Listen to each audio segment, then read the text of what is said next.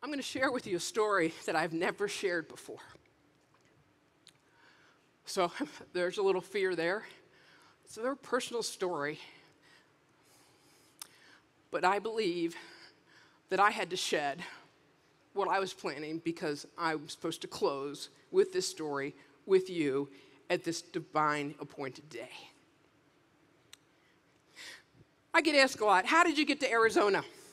Well, I was traveling all over the world. I was speaking in Scottsdale, Arizona, got sick, got sent to somebody's friend's doctor who grounded me, said cancel all your speaking engagements, cancel all your flights for the next 3 weeks, you're grounded. So I never left. I live in Scottsdale, Arizona. And it wasn't but a few days that I met this amazing man. His name is Ron Black. Now, Ron was a music man. He loved it. He lit up. Every cell of his body lit up when he was playing music, or he was teaching somebody else, adult or a child, how to play guitar. And Ron and I had wonderful times together. We played together. We rode bikes together. We just had a great time together. But I was a little guarded, you know. You've had those situations in life, maybe that you've been hurt before, and, you're just taking it slow. So, Ron and I dated, and we always dreamed that we would go to Hawaii for a few weeks in the summer. So 4 years later, the decision's made. The opportunity's there. We're going to go to Hawaii. So we booked our ticket. We booked our condo. We booked our celebratory, finally our dream has come true. And we went on our 15-mile bike ride. On the way back from that bike ride, the doctor called. It was Saturday at 8 a.m. Never a good time. Ron had just had a physical. He was in great shape, but the doctor said, your lab tests have come back and you're in a panic potassium level. And you need to get to the emergency room immediately. And Ron said, I just got off my bike. He said, get to the emergency room immediately. As I rushed him into the ER, they confirmed the test, and he wasn't at panic potassium level. And we had 4 doctors come in and all say the same thing. You should be dead. You should be dead. You should be dead. You should be dead. And then he coded. But they got him back. And they did more tests, and they found out he had renal cancer. Stage 4. No cure. So Ron had some choices to make, right? Dialysis, chemo, radiation, lots of choices. And he chose that, yes, he would choose dialysis because it would keep him alive and going. So 12 hours a week, as all you know, he was hooked up to the machine, but he was still working away on his computer. And then he would get off his bike and get off the machine and get right on his bike. Doctors couldn't explain how somebody on dialysis was doing this. And Ron and I decided 2 things. Number 1, we were going to support each other through the whole journey. And number 2, we're going to bring as much joy to the situation as possible. So Ron had a great sense of humor.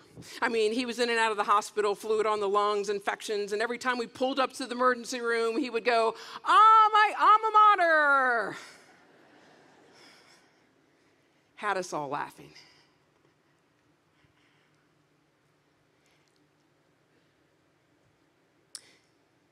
Fast forward, it's the next May. May is my busiest month. Nurses Week, Hospital Week, healthcare conferences. I'm all over the place. And I had left Ron, and he was doing fine. We took a 15-mile bike ride 3 days before. But it was a Wednesday morning at 7 a.m.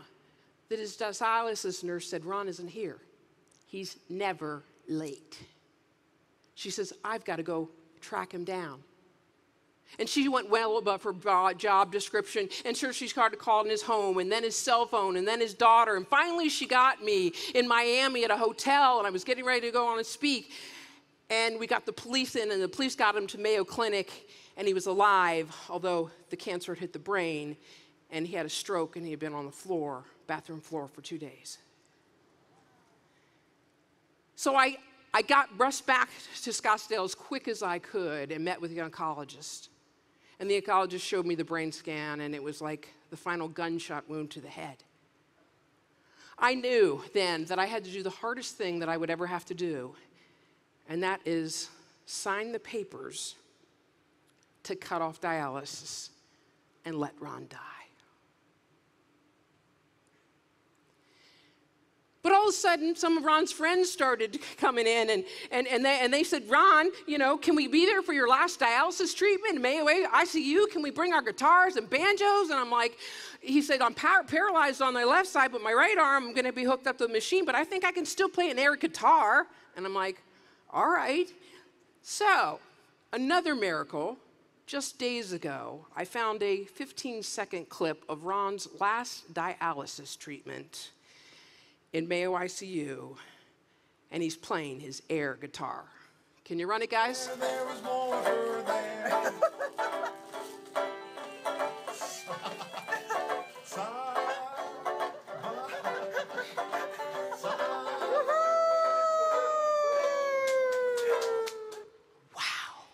Wow, yeah.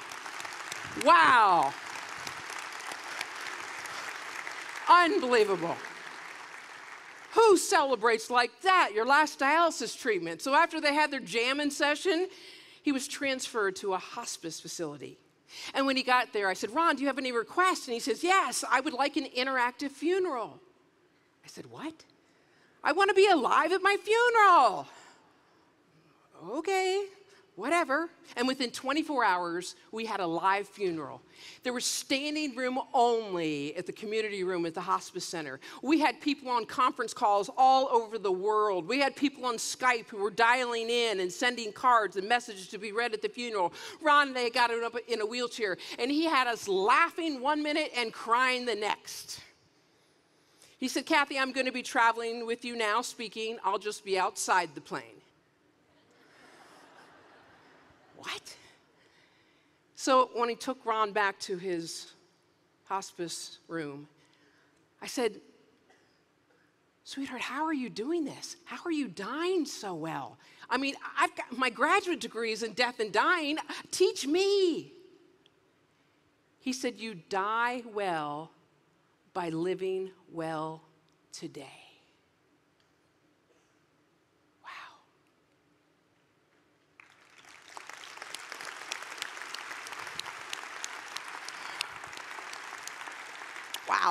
Wow. And then the phone rang, and it was the organ donation people. And we had already talked to him, and I said, listen, his whole body is ridden with cancer, but can't we just do an evaluation? And they said, Ron can donate his skin. So I walk up to Ron, and I said, sweetheart, I know you're ready to go to bed, but they just called from the organ donation. You can donate your skin. And he said, I'm shedding my skin so that other people can live. Woo!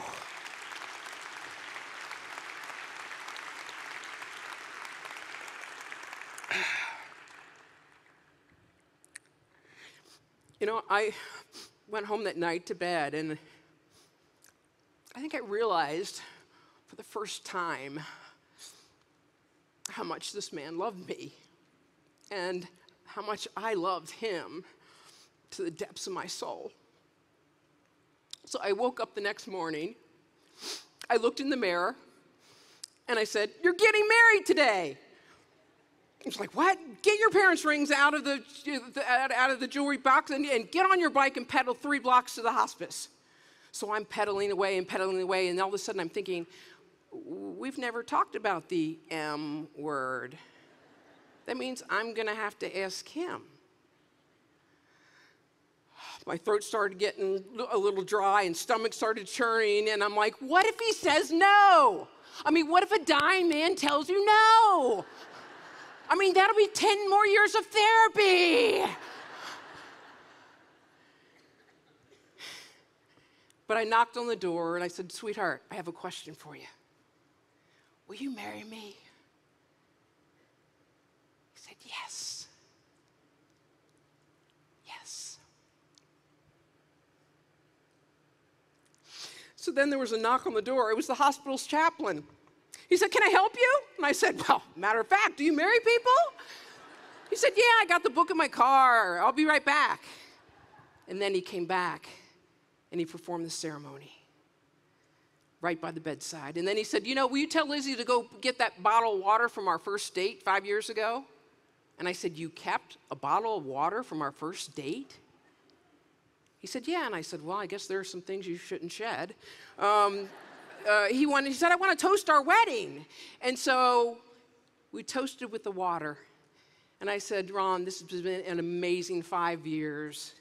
And he said, and the next 5 are going to be even more amazing.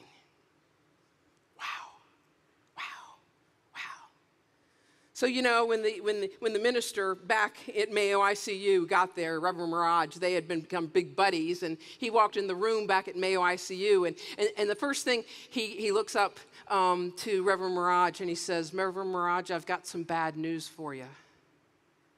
Your guitar lesson is canceled this week.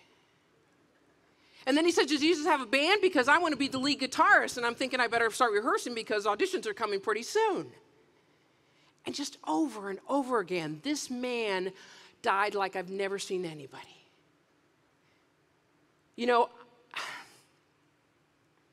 don't know about you, but I believe Ron's here today. I think he is. He's looking down from heaven, and first of all, he wants to say to you, thank you. Thank you. Thank you for what you do every day to go above and beyond, way beyond your job description, to care for these patients like they're part of your family. Because if that one dialysis nurse had not made it her mission to find Ron and track him down, he would have never lived the most amazing last week of his life. So thank you.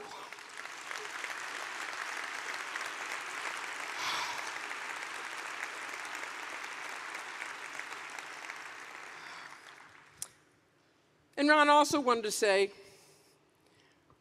well, this is the picture of I actually did get married after his funeral. I know that sounds a little strange, doesn't it?